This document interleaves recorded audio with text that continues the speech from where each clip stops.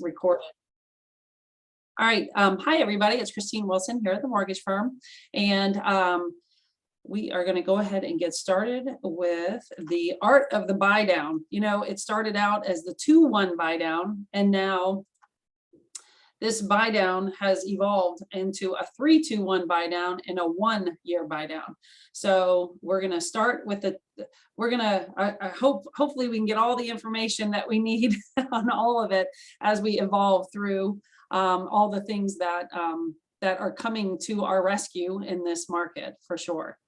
So hopefully we've got a couple more attendees in there. Sorry about that with the guys. Sometimes Zoom makes up its own mind on whether it wants to do a waiting room or a code. So apologize for that. All right, we'll get going. What is a buy down? So, and this is a lot of buzz. The reason why I'm holding this this event today in this Zoom call is because this has been a huge tool and can be a huge tool for us, all of us in this business, to help us through here the next 6 months to a year. I mean, no one knows really when rates will go back down, but no one has that crystal ball. I've been asking a lot for it, but I don't have one yet. So what is a buy down? It's a type of financing that lowers the borrower's interest rate on a mortgage for the first year. So that would be a 1-0 buy down. It's called 1-0, a 2 years or 3 years before it rises to the current locked rate. So in this example, we're going to primarily talk about the 2-1 buy down. It's kind of like Goldilocks. The 3-2 buy down buys it down for a longer period of time and it's more expensive. The 2-1 buy down is in the middle. It's the middle, more comfortable bed. And then you have the 1-year buy down, which we don't have exactly right now, but we will have it. They're working on it. Like we should have it tomorrow, the 1-year buy down. And that's just going to buy the rate down for 1 year. So in the example below, we have the 2-1 buy down where if the current interest rate is 7, year 1, they're going to be at 5, year 2 at 6, and then it's back up for years 3 to 30 up to the 7%. How does a buy down work? At closing, the seller usually pays. So usually this is a seller paid fee, but other interested parties like the real estate agent, lender, or the buyer can also contribute to this as well. Now, just be careful when you're saying in absolutes, if you say something like that, because I think FHA does not allow the lender or the buyer to pay it. So just be careful when you're saying anything like that. Typically, the seller is paying for this buy down and not the other interested parties, but they can pay for it. Or they can pay for any overage. Say there's like $100 that wasn't covered by the seller. Maybe that can be paid by the real estate agent, lender, or the buyer. Okay, and it's the equivalent. Again, I'm going to talk about the 2-year for right now because I think that's going to be the most popular. It's the one that's right in the middle. It's the equivalent of 2 years of interest upfront to make up for the interest that the investor or the lender will not receive during that time. So the lender is going to receive their money. It's just going to be put into an escrow account from the seller's funds into the escrow account to pay back that lender for the interest that they have lost. The buyer enjoys a lower monthly payment than current market rates for the first 1, 2, or 3 years alone, depending on what kind of buy down that we're going to do. And how does the buy down work? The temporary buy down fee paid by the seller will be deposited into an escrow account with the lender at closing and will be used to subsidize the buyer's reduced monthly payment. So it's shown as a charge to the seller or the builder on the closing disclosure. The value of the buy down to the buyer. So this is, again, we're using the example of the 2-1 buy down. This example on the left here starts with the $400,000 purchase price with 5% down. We just kind of picked that middle of the road purchase price with the rate around 7% and a conventional 30-year fix. And so the loan amount is going to be $380. The principal and interest, that's what PI is, equals about $2,500. And so in year 1, the interest rate's at 5%. The principal and interest payment is $2,000, around $2,000, so that you're saving just under $500 per month, or about $5,800 just under 6,000 for the year. Year 2 is 6%. P&I goes up a little bit because you just went up 1 percentage point, and then you're saving $250 per month. That's about 3,000 a year. So, and then 7%, the P&I goes up to that 2,500 a month. So the total savings to the buyer is approximately $8,800, just under 9 grand.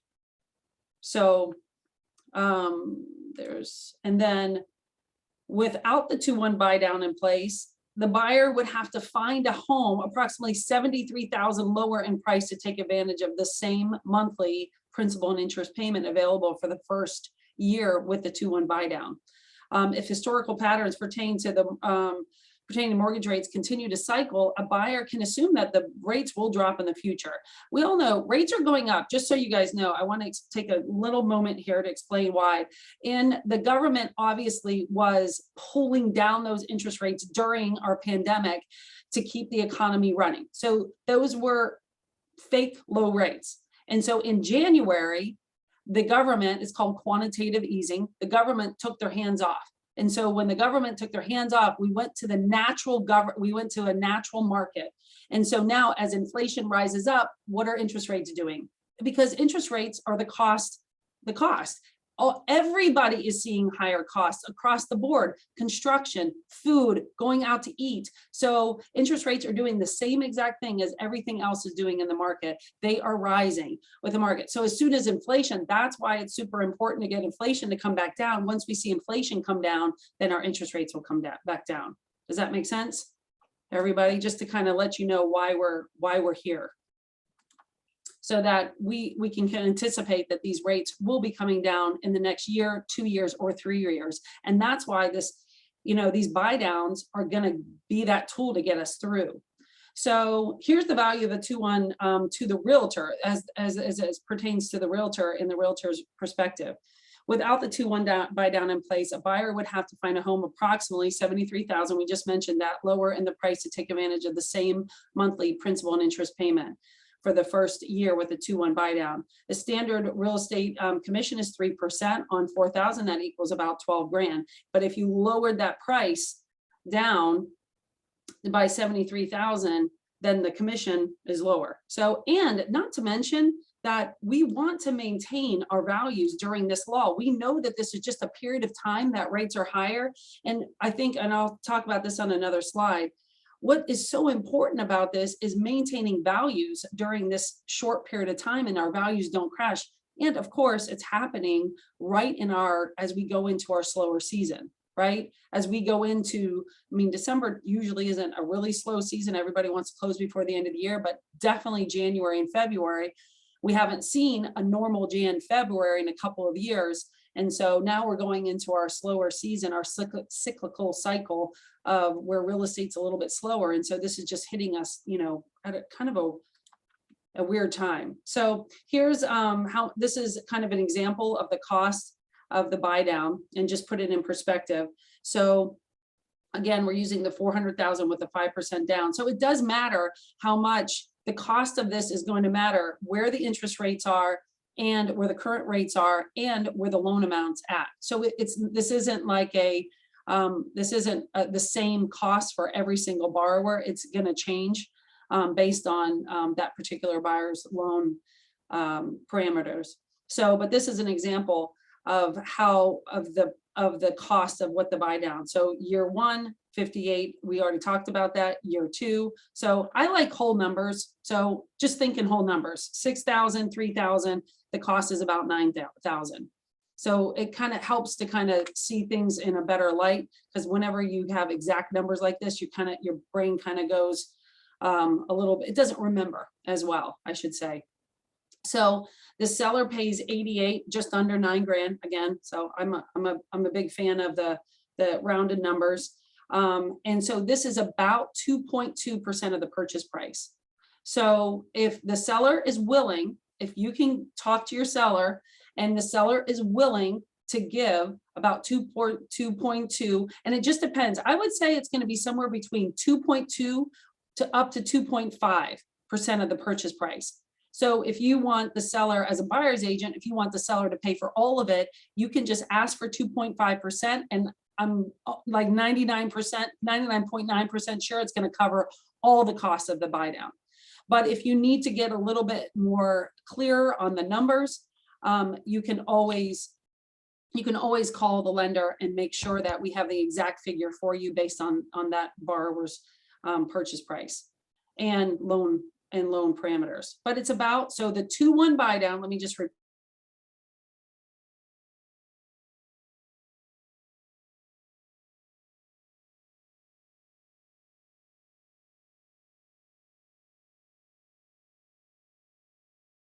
Sorry, Chris, you'll have to unmute yourself. Okay, got it. So did nobody hear me on that? Was I muted? Yeah, you're muted, Okay, sorry. so super important for you guys to know on a 2-1 buy down. Again, the 2-1 buy down is probably going to be the most popular one because it's the one right in the middle. It's not the 3-2-1 buy down, which we'll get to in just a minute. And it's not the 1-year buy down. It's right in the middle. I just believe that in general, this is going to be one of the most popular buy downs, and it's about 2.2 to 2.5% of the purchase price. That's about what it's going to cost. Okay. I like bottom line numbers. So why should sellers offer a buy down? Why should you talk to your sellers about the sellers offering a buy down is more powerful than a price reduction. It's huge. If they reduce the price by 10 grand, then it's really doesn't do a whole bunch for our buyers. I always say that, no, don't reduce the price. Get it in get that $10,000 in a seller credit. You know, before this, we would have used that to pay for the buyers' closing costs and prepaids. But now I want that money to buy down this interest rate so that we can get them, so we can get people to buy homes. And so it's so much more powerful. I mean, you saw it, they were saving how much money on their first month? Almost like, you know, $500 on their first year. I mean, that's huge. And a price reduction is not going to do that. I don't care how much you reduce the price. Well, you'd have to reduce the price by 73,000. We already saw that in the other slide. So it is just super important that I believe in my heart of hearts that this is the tool that's going to get us to the next level and get us through the next 6 months to a year. It protects values as we navigate through this market correction. And also the seller makes their home more attractive to buyers in a higher interest rate environment. Because I know you guys are seeing we're not getting 4 or 10 or 40 offers in the first day. We're getting 4 offers maybe in the first week. You know, we're definitely seeing a slowdown. We're definitely seeing, and I said this the other day, all of our buyers need to buy a house. They don't want. So all the want people are out of the market because they have a low interest rate on their home and they're just willing to sit for the next year or two. So these people, so all we're left with in this market are people that need to buy a home. You know, very few investors, hardly any second homes right now. And so we have the primary buyers, usually the first-time home buyers, and we got to make that attractive to them. And so I love this phrase, somebody shared this with me, is to put on your MLS listing, is to say exclusive financing available on this property. So write that down. I hope that helps, you know, kind of give a little light to that listing over somebody else's listing. And by the way, not all lenders and banks are offering buy downs. I thought that all of them were, to be honest with you. I was like, oh, everyone, we're doing it, probably everyone. But I just found out yesterday, there's a few banks, there's some banks and other things that are not offering the buy down option. So if that buyer is working with a bank that is not doing the 2-1 buy down, then obviously then they have to work with a lender like us who's doing the buy down options. All right, so just to kind of get some more numbers here, I won't overwhelm you with numbers because sometimes this is just an example of doing a price reduction versus a seller credit versus the 2-1 buy down. And so the listed price, all 400,000. If the seller reduces by 10 grand, the net for the seller is going to be 390. If they do a seller credit, if they do a standard seller credit of 3%, well, standard now, that wasn't standard 6 months ago, but now we're seeing a little bit more seller credits, and the net fees would be 388.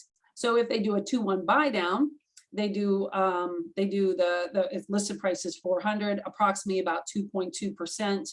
Then the net fees are about 391. So the seller is going to see a little bit more of a net if they do the 2-1 buy down, and it's way more beneficial for the buyer. So beneficial for all parties. All right, so this is an example of a 3-2 buy down. So this is going to be, instead of just buying it down for 2 years, you're now buying it down for 3 years. So now the thing with this is that the difference with this one is that it requires at least 10% down on conventional financing. Now on VA, you can use this on any program, by the way, conventional, USDA, VA, and FHA, and we also can use it on jumbo.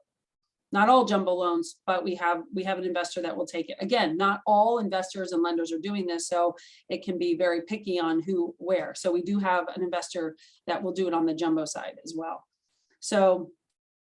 But because we're exceeding the 3% contribution, if the buyer is only doing 5% down up to 10%, the seller can only give 3%. Once the buyer puts 10% down or more, now we can go into the 6% bucket that the interested parties can give. And so on this 3-2-1 buy down on the conventional side, we have to have, it has to match up with a borrower that's doing 10% down. So this is just an example similar to what we just did on the 2-1 buy down, just to show you the saving $676 for that first a month for the first year, then $462, then $237. And so the total cost, the seller is going to pay 4.1%. So again, this is about 4.1 to about 4.3% of the seller, what the seller is going to have to pay, and the buyer saves, nearly $16,500 over the 3-year period. So if you want somebody who really thinks that they need that 3-year period of time, and you have a seller that's willing to give up some of that that equity to pay for that, the 3-2-1 buy down is a great option. So and make sure you guys are put all your questions. I'm going to take time at the very end. If you have questions, put them in the chat and we'll go through them at the end. Okay. All right. All right, this is really cool too. We're working on this right now. This is an open house flyer just to show again the 2-1 buy down for open house. We're working on this. I think it needs a little bit more work to be straightforward about what the cost is, so that you can also use it with your sellers to show them the cost of what the buy down is. And so we're working on this so that if you guys are doing an open house, we can customize this for your open house and then show them the buy down and the savings. So we are working on this. I think it's a great flyer. I was just telling a colleague before this, I think it needs a little less numbers. When you give people too many numbers, they get a little confused. We don't like confused people. Confused people don't make decisions. So I think I might slim this down a little bit with some numbers. But we are working on this. So if you like one or you have an open house coming up, please let us know and we can work on getting this to you. We'll have it done probably by Monday or Tuesday. All right, this is super important, the contract addendum. So in general, when you are getting seller contributions, you should always say seller to contribute X% or X dollars towards buyer's closing costs and prepaids. So honestly and truly, we get a lot of contracts that don't actually say closing costs and prepaid items. They just say closing costs or towards buyer's cost. Be specific when you are doing this on your contracts, because technically closing costs only relate to the cost of doing the loan, which are lender, title, and government. And if you don't put prepaid items, sometimes you can get a seller that can be a little and say, well, I've only said would give them 10,000 towards their closing costs. And the prepaid items are the taxes, the insurance, and the prepaid interest. So it's really important for you guys to put towards buyer's closing costs and prepaids on any contract that you're getting seller contributions. But in this case, if you're getting the money towards a buy down, it's super important to say and or temporary buy down. So you have to put that in the contract, and it's very important to do that. Obviously, we can get an addendum fixing it if it's not done correctly the first time, but we really, we don't love to go back and get things re-signed. So we like for them to be done the first time. So just as a sum up here of the benefits of a buy down, rates and the prices of home are both high right now. And so this is really, the higher payments are becoming unattractive to the buyers. They can afford it. This presentation actually said unaffordable, but actually, to be quite honest with you, a lot of people can't afford them. Some people can't, obviously, but the people that are calling us to get finance, it's just unattractive. Truly, that's why they're not buying. They're not buying because it's just unattractive and they think it's temporary. And so we need to give them a solution to make it more attractive. So the buy down is making that more attractive for the next 1, 2, or 3 years, depending on what we do. This strategy allows buyers to ease into the payment. The other thing about this is that in general, we make more money as we get more experience into our career. I'll never forget my first loan officer when I bought my first house told me that, well, Chris, you're going to be making more money as you get further into your career, as you get in. And I was like, yeah, you're right. And so this also allows them, they're going to get raises, they're going to get bumps up, they're going to get, and so it allows them to ease into the payment. Allows buyers to invest in real estate.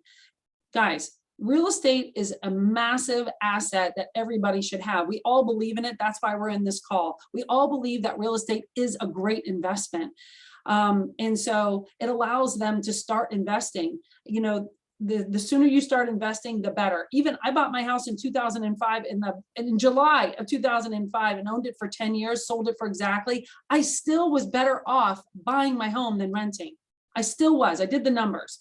And so it's still, real estate is always a good investment. Yes, it's going to go up or a little down. It's a stock. It's going to go up and down a little bit, but it's a great investment. And so this allows our buyers to get into the real estate market. A likelihood of ability to refinance into a lowly rate is highly expected. We know inflation isn't going to be up here forever and ever. They're doing what they can to get it down. So as soon as the inflation comes down, our rates, and now think about this, think about when rates go in the 5s, how excited everyone's going to be. I mean, rates in the 5s, if you would have said rates in the 5 in January, everyone would have been like, oh my gosh, that's so high. And now when rates go in the 5s, we're all going to be like, yeah, rates are in the 5s and the market's going to come back. And people are going to flood back into the market. And so you can never really time those type of things. There's only a short period of time where you're going to get that lull and the lower interest rate. There's just only a certain period of time. And then I'm not a really huge fan of this saying. I'm really over it, but I do love the very first part of it is divorce the landlord. Divorce your landlord. Stop paying him all your investment money. Divorce the landlord, date the rate, marry the home. I think we've all heard that in nauseam. All right, so how can I help? Some questions on this. Let me see if I can get the chat going here. I need a passcode at your suggesting the seller concede this if willing rather than lower the price. Absolutely. As my example showed, I think I showed that in there. Absolutely. If you can, and not to, now we are, and I will admit that we are starting to see, we just had one on a condo, but we are starting to see some appraisers having hard times. So with appraisal values, and with the mortgage firm, we have an amazing set of appraisers that we use. And I'm very, very, very specific on who is on my appraisal list and who isn't. But this is so important because our values, if we keep on lowering prices, then we're going to have an issue with values, so absolutely. Be sharing this recording. Yes, we'll be sharing this recording with everybody from the beginning in case you guys had a hard time logging in. So we'll get that out to you for sure. And we'll also send out a link to my calendar. If you guys would like to have a one-to-one conversation, 15 minutes, 30 minutes, whatever you like, you can schedule that on my calendar as well. No, I don't believe we have a 2-1 buy down for foreign national loans. I don't think so, but I could ask. I doubt it. Those investors probably, honestly, I don't know. In my opinion, those investors aren't trying to make it, but who knows? more attractive, but I don't know. We could ask. I don't do a ton of foreign national loans, so I would have to ask those specific investors. And by the way, foreign investors, you know, bank statement loans, DSCR, the debt service loan, which is an awesome loan, by the way, for investors. Those products, they can change their mind. They could tell me today they're doing a 2-1 buy down, and then tomorrow they cancel it. You know, so I don't ever put a whole bunch of, they're brokered loans that aren't in our control. They're not the Fannie Mae, Freddie Mac, FHA, USDA. They're not those type of loans. And so if they offer them, if you hear somebody of offering them, I would just tell you that just be on the aware that they can cancel it at any time. Prepaid items on here. Prepaid items are anything that's paid in advance, just like it says, but it's your taxes, property taxes, I should say, property taxes, and the homeowner's insurance, the whole year of homeowner's insurance that the borrower has to pay up front, prepaid. And then at closing, lenders collect about 2 to 3 months of taxes and insurance, property taxes and insurance. That money goes into their escrow account so that there's enough money in there to pay their taxes and insurance every year for them. So, you know, whenever a buyer, if somebody closes now in November, they skip December first payment in January. Well, they didn't make a monthly contribution to November or December because your monthly payment has a monthly contribution to that. And so they're collecting that. You're basically prepaying up front 2 to 3 months into the escrow account so that there's enough funds for that tax bill and that insurance bill when it comes due. And then the prepaid interest. So if you closed on November 2nd, there would be, you know, 28 days of interest. So again, prepaid interest. So items that are paid in advance. So I hope that answers that question. And then closing costs, just to repeat, closing costs, just to keep it simple, lender, title, government. So if you ever need a simple explanation of what closing costs are, lender, title, government. Those are the 3 things. And I always say it's about a third, a third, a third. I mean, it can be a little bit more one way or the other, depending on the loan, but it's about that. Lender, title. Christine, Jackie had a good question. Does the buyer have to pre-approve at the higher rate and treat this as an incentive? Nope, absolutely the buyer has to, yeah.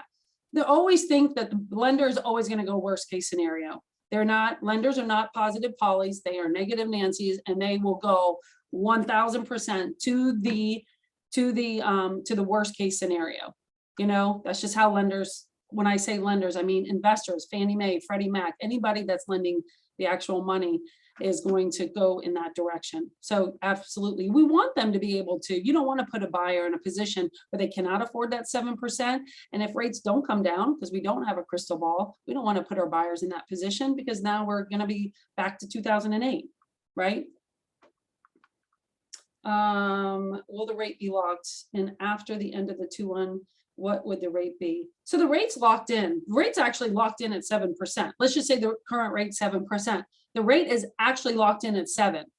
So, but they're going to get the 5% for the first year. Again, just using the 2-1 buy down as our main example here. So the rate is going to be 5%. But again, all that interest that the lender is losing because the rate is at 5% versus 7%, all that money is going to go into an account, into an escrow account with the lender. Now, this is something that wasn't in here, or I thought was in my presentation and maybe got left out, was that if say the rates in a year from now are awesome, say they're at 4 or 5%, and they are like, you know what, we're good at 4 or 5%. We're going to live in this house for at least the next 10 years. We just want to know that our payment is going to stay and that's not going to go up to that 7%. So, and say that happens in a year from now, and they have that whole other year of interest that they collected, that money does not go to the lender as a bonus. That money goes towards the principal reduction. So if they owed, say there was $2,000 left in that escrow account and they owed $300,000, the actual payoff would be $298 when we go. So they get the benefit of that money. That money goes back to the borrower, but it just goes back to pay for principal reduction when we go to refinance them. So Hopefully that makes it, yeah, that's I meant to add that back in because that's huge. It's not money that just is a bonus to the, it's in an account and it's just going to supplement the lender while we're in that period of time. And then that money actually goes back to the buyer in a principal reduction. It doesn't go back to them as cash, but it goes back to them as a principal reduction. All right, what else? Any other questions? So we got the open house flyer that will be helpful. We'll get that out. We'll send this out as a, we'll put it on my YouTube channel. We'll send it out as a presentation and really start talking about this with your sellers. We have to educate them that this is a massive benefit to buyers. Right now, we have quickly switched over to our buyers market like crazy fast. And so now we have to start catering to our buyers. What do our buyers want? They want lower interest rates, right? That's what they want. They also want a little bit lower on the price of the house, but we're working on educating our buyers too on this because we're seeing a lot of that too. And we're like, no, don't lower the price. Well, you can lower the price a little bit based on, comps, but still we want to use that money to buy down their rate because this is a temporary situation. This is not a forever situation for sure. All right, what else we got? Anything else?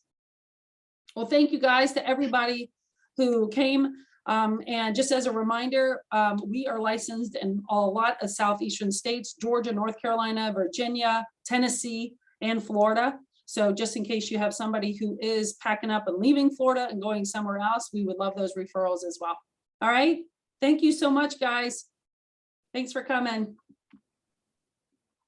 Thanks, Chris.